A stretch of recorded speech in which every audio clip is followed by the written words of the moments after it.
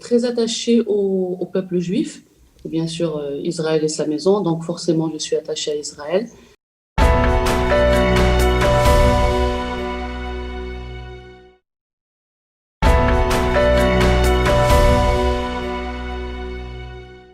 Comme chaque jeudi, désormais, nous avons le plaisir d'accueillir dans notre studio Michael Blum. Michael, bonjour, Boker Tov. Bon, voilà, c'est incontournable. Daniel. Voilà, merci d'être avec nous. Et ce matin, alors, vous avez décidé de vous pencher sur ces relations entre Israël et le Maroc qui ont été normalisées, officialisées à travers un dialogue avec des amis journalistes. Voilà, enfin, elles ne sont pas journalistes, mais deux femmes. Donc, c'est vrai qu'on a beaucoup parlé depuis une semaine, la normalisation officielle donc entre le Maroc et Israël. Pour nos invités ce matin, cet accord est particulièrement important. On va voir tout de suite. L'une est juive. Elle a quitté le Maroc pour s'installer en Israël. Elle est bibliothécaire à l'Université hébraïque de Jérusalem. L'autre est née dans une famille de culture musulmane.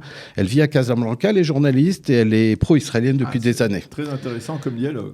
Elles ont partagé les mêmes bancs d'école à Rabat, sont restées en contact depuis. Elles se connaissent très bien. Donc. Voilà, ouais. Nous leur souhaitons une Boker Tov. Boker Tov Nelly. Boker Tov. Boker Tov Mouna. Mouna est avec nous. Elle va arriver. Alors, on va commencer avec Nelly en attendant qu'on ait la connexion avec Mouna. Alors, Nelly, vous avez quitté le Maroc il y a de nombreuses années. Vous êtes resté très attaché à votre pays natal. Comment vous avez réagi en apprenant cette nouvelle ? Écoutez, on a été ravis. Dès qu'on a entendu la nouvelle, tout de suite, j'ai envoyé des messages à ma famille. À Mouna aussi, je l'ai envoyé une copie d'écran en lui disant Mazal Tov, c'est enfin arrivé. Donc on a été vraiment très contents, vraiment ravis. Alors, depuis quand vous n'étiez pas au Maroc, Nelly ? Alors j'ai quitté le Maroc en 1997, quand j'ai obtenu mon bac. J'ai quitté le Maroc pour aller en France, où j'ai vécu 6 ans. Je faisais de nombreux allers-retours pendant les vacances, visiter ma famille, mes parents. Et ensuite, en quittant la France, je suis arrivée en Israël en 2003. Et depuis, les échanges forcément étaient plus difficiles et plus rares, vu la distance, vu le prix, vu le fait que c'était difficile pour moi de renouveler mon passeport marocain, vu que je ne restais pas suffisamment de temps. Donc ma dernière visite remonte à 2012, où c'était l'année malheureusement du décès de mon papa. Alors, dans le futur, qu'est-ce que cet accord va changer aussi à titre personnel ? C'est-à-dire, je suppose qu'avant, pour voyager d'Israël, il fallait passer par la France, ça prenait du temps. Est-ce qu'au-delà du fait que ça va raccourcir le trajet, est-ce que ça a une importance, pouvoir se dire, je monte dans un avion à Ben Gurion et j'arrive à Rabat, à Casablanca ou à Marrakech ? Alors déjà, la seule visite familiale que j'ai effectuée, c'était en 2008. Mariée avec un petit garçon qui avait alors même pas 1 an pour visiter mes parents. Et effectivement, c'était très compliqué d'organiser ça de façon la paperasse bureaucratiquement. Et là, effectivement, ça devient comme un rêve pour nous de monter effectivement dans un avion Tel Aviv-Rabat, un vol direct pour pouvoir y aller. Et tout simplement pour aller faire visiter à mes enfants le pays où j'ai grandi, le pays où j'ai vécu toute mon adolescence et mon enfance. Donc pour nous, c'est vraiment quelque chose de pour moi surtout, quelque chose de très personnel et de très beau qui arrive.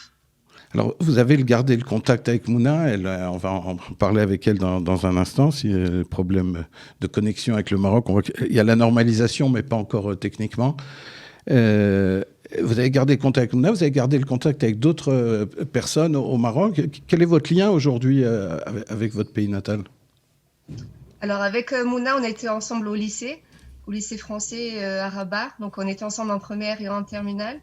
Le contact a été un petit peu difficile les années qui ont suivi parce qu'il n'y avait pas encore WhatsApp, il n'y avait pas encore Facebook. Mais dès qu'on a pu reprendre contact via Facebook, le contact s'est très vite refait. Et on a pu se voir, notamment à Rabat quand j'y étais et quand elle est venue elle-même en Israël. Et au Maroc, j'ai effectivement d'autres contacts via Facebook d'anciens amis du lycée avec qui on arrive un peu à garder le contact comme ça via Facebook, des contacts très, très chaleureux et très sympathiques. Alors, Boker Tov Mouna. Boker Tov. Alors, Ok. Mouna, vous êtes depuis des années, vous soutenez Israël. On a dit que vous êtes journaliste. Je vous ai rencontré en Israël. Pourquoi vous êtes tellement attaché à ce pays finalement? À Israël, j'entends. Je suis attachée, je suis, comment dire, en général, très attachée au peuple juif. Bien sûr, Israël est sa maison, donc forcément, je suis attachée à Israël. Très attachée au peuple juif. Bien sûr, Israël est sa maison, donc forcément, je suis attachée à Israël. Parce que j'habitais une petite ville à côté de Rabat et on ne sortait pas beaucoup, on n'avait pas beaucoup de sorties, donc j'étais tout le temps fourrée dans la bibliothèque familiale et je lisais beaucoup. Et il m'arrivait de lire des encyclopédies qui étaient en fait destinées à un public de gens, comment dire, qui n'étaient pas de mon âge. Ça parlait de la Deuxième Guerre mondiale. C'est comme ça que j'ai découvert la tragédie de l'Holocauste. Alors j'étais très jeune, je devais avoir 12-13 ans. J'ai lu le journal d'Anne Frank. Et petit à petit, j'ai commencé à m'intéresser à l'histoire du peuple juif. Et j'ai été, quand j'ai commencé à comprendre, j'ai été très admirative de sa résilience, de sa force, de sa capacité à se régénérer parce qu'il y a des valeurs chez le peuple juif dans lesquelles je me reconnais profondément. Et à partir de là, quand je suis devenue adulte, que j'ai commencé à travailler comme journaliste, parce que j'ai toujours été attirée par l'écriture et par raconter la vie des autres, raconter ce qui se passe dans le monde. J'ai eu l'occasion de faire mon premier voyage en 2009, non, en 2010, pardon, juillet 2010. Et à partir de là, voilà, j'ai commencé à faire des voyages en Israël dès que l'occasion se présentait. Alors Mouna, on a dit, vous êtes resté en contact avec Nelly, donc votre amie de classe. Oui, Toutes ces années. Donc ça permet, donc je suppose, de garder le contact avec Israël même de loin. Mais est-ce qu'au-delà de cette amitié, est-ce que c'est pas trop difficile d'avoir le contact avec Israël pour une journaliste au Maroc? Est-ce qu'il y a une opposition? Est-ce que vous avez été menacé, inquiété par vos oui, oui, positions? oui. Oui, oui, oui, régulièrement. Mais figurez-vous que les menaces les plus graves que j'ai reçues, ça n'a pas été de la part de Marocains du Maroc, du tout. Ceux du Maroc, ils restent dans disons, les injures ou les stigmatisations un peu politiques. Mais ce que j'ai vécu de plus violent, c'était lors de mes séjours en France et c'est avec des Maghrébins. Des Maghrébins, bon, Maghrébins, c'est des Français d'origine maghrébine qui résident en France, en Europe notamment. Et j'ai été victime de leur part d'insultes très violentes, de menaces de viol, d'assassinat. J'avais même pensé à porter plainte quand j'étais en France. Et puis j'ai fini par laisser tomber. Je me suis dit, oui, peut-être finalement, ce sont juste des lâches, ils ne feront rien. Ici au Maroc, l'antisémitisme qui existe est beaucoup moins politique. Disons, c'est plutôt un anti-judaïsme de réflexe, un anti-judaïsme un peu, disons, primaire, qui a été hérité du temps où les Juifs avaient encore le statut de dhimmi dans les pays musulmans, notamment en Afrique du Nord. Mais l'antisémitisme le plus violent, et parce qu'il est, je crois, le plus politique, c'est celui qu'on trouve auprès des Français, disons certains Français pour ne pas généraliser, d'origine maghrébine. Mais ça, vous savez, c'est des questions, je n'en tiens pas trop compte parce que déjà, la peur, ça ne fait pas partie de mon lexique. Et par ailleurs, je n'en tiens pas vraiment compte parce que je me dis, ce sont des gens qui sont surtout ignorants. Ils agissent par ignorance et ils agissent parfois par crispation identitaire. Je dis toujours quelque part que le juif chez certains musulmans, c'est en quelque sorte, entre guillemets, l'arabe qui a réussi et on lui en veut. Donc moi, je vois ça comme de la jalousie, j'essaie de passer outre. Est-ce que, et là je pose la question à toutes les deux, est-ce que vous avez le sentiment que les Marocains vont accepter facilement cet accord de normalisation? Est-ce que vous avez l'impression, Nelly, que retourner au Maroc en disant oui, bonjour, je vis à Jérusalem maintenant depuis des années, est-ce que ça va être quelque chose qui va être facilement accepté par vos anciens camarades? Et je ne parle pas ici de Mouna. Et Mouna, est-ce que dans votre entourage, vous avez senti une hostilité de la part des Marocains face à cet accord? Nelly?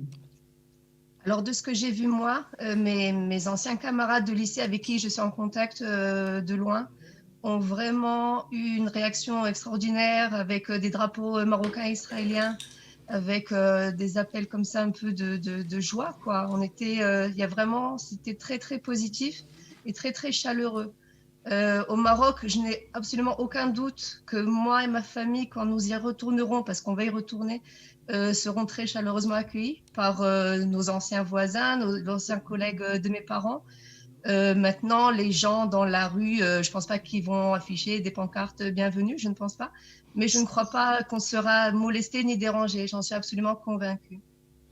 Mouna, votre point de vue? Alors moi, je partage totalement l'avis de Nelly. En fait, ici au Maroc, les gens, la population, est habituée à recevoir des touristes d'Israël qui viennent soit pour du tourisme culturel, balnéaire, ou qui viennent pour les idolotes durant les fêtes. Donc la population est parfaitement habituée, et puis ils reçoivent bien, ils leur disent shalom dans la rue, ils leur parlent, ils les laissent visiter leurs anciennes maisons. L'opposition, elle ne vient pas, disons, d'une catégorie sociale populaire qui englobe les commerçants, les gens dans les quartiers populaires. Non, l'hostilité, elle vient d'une partie des Marocains qui sont politisés. Quand je dis politisés, que ce soit du côté de l'islam politique ou du côté de la gauche et de l'extrême gauche. Ce sont ceux-là qui tiennent vraiment les discours anti-normalisation, alors que le terme même normalisation n'a absolument rien à voir avec l'histoire politique du Maroc, ou avec le lien des Juifs avec le Maroc. C'est un terme, comme vous le savez, qui a été importé chez nous depuis le Moyen-Orient, parce que quand on parle de normalisation, ça veut dire qu'avant, les relations elles étaient anormales, ce qui n'est pas du tout le cas. Nous, le Maroc, on a plus de 2000 ans de présence juive, donc on ne voit pas pourquoi personnellement, je ne vois pas pourquoi on utilise ce terme.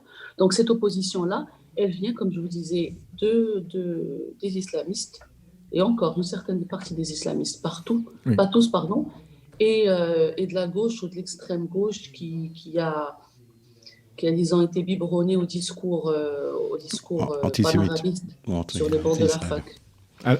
Je voudrais vous poser une question. C'est Daniel Hay qui présente cette heure d'actualité. Je voudrais poser une question à Mouna parce que justement et rebondir là-dessus, il y a quand même ce paradoxe. C'est quand même un parti islamiste qui est au pouvoir, Justice et Développement, très proche de Erdogan.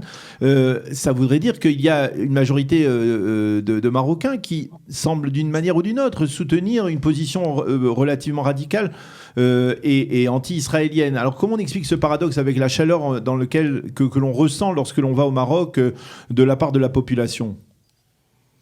Oui, alors déjà, il faut savoir que le parti qui est au pouvoir, Parti Justice et Développement, il gouverne, mais quand même le roi aussi. C'est ça, le roi a un rôle dominant. Voilà, c'est lui qui dirige et c'est lui qui prend les grandes décisions.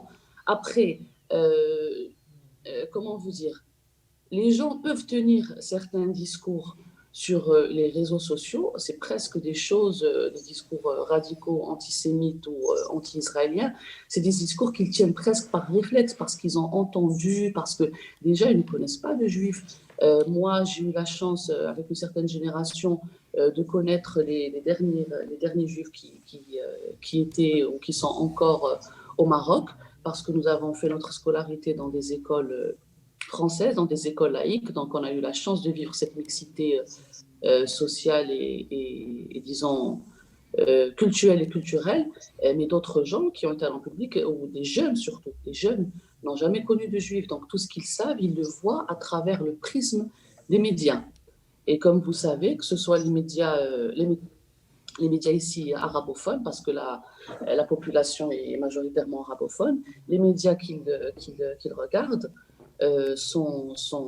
voient tout d'un point de vue, je dirais même pas palestinien, c'est d'un point de vue belliqueux et très parti pris. Donc eux, quand ils voient ça, ce qu'ils savent des Juifs, c'est le conflit israélo-palestinien. Alors, comme vous savez, il y a de la propagande. On va leur montrer uniquement, on va prendre des images, vous êtes journaliste moi-même, donc c'est de quoi on parle, ils vont prendre des images qu'ils vont manipuler. Ils vont prendre par exemple l'image d'une arrestation d'un jeune qui a été, je ne sais pas moi, un délinquant ou un terroriste, et on prendra et on montrera les soldats, regardez comment on traite les enfants palestiniens. Donc il joue beaucoup, vous savez, comme toute propagande, il joue beaucoup sur le côté émotionnel et sur le côté identitaire. Ah, si on leur fait ça, c'est parce qu'ils sont musulmans. Ah, si on leur fait ça, c'est parce qu'ils sont arabes. Et ils sont victimes, et nous, on est victimes du complot impérialo-sioniste. Donc, c'est des discours qui reviennent, qui malheureusement ont été aussi influencés, comme vous le savez, par tout le protocole complotiste depuis l'entrée du protocole des sages de Sion dans les pays d'Afrique du Nord et dans les pays arabes. Donc tout ça, ça fait une espèce de pêle-mêle et les gens sont un peu perdus. Mais une fois qu'ils ont des juifs en face d'eux, qui leur parlent, là, ils changent radicalement du discours et ils commencent à dire « Ah non, mais nous, on n'a rien contre les juifs, on les adore. Notre problème, c'est les sionistes. » D'accord. Alors, expliquez-nous ce que c'est sioniste. Notre... Là, pour eux, sioniste, c'est forcément l'ennemi et c'est forcément le méchant. Merci Mouna, le temps qui nous est imparti touche à sa fin. Je vous remercie toutes les deux, Mouna et Nelly, et j'espère qu'on aura l'occasion, Mouna, de vous recevoir dans ce studio lors de votre prochain voyage en Israël. J'espère aussi. Merci beaucoup. Merci à vous. Merci, bonne journée. Voilà, merci beaucoup Mickaël pour ce dialogue très intéressant entre deux Marocaines, une juive, l'autre arabe, musulmane. Merci d'avoir été avec nous ce matin dans notre studio pour votre émission et pour votre chronique.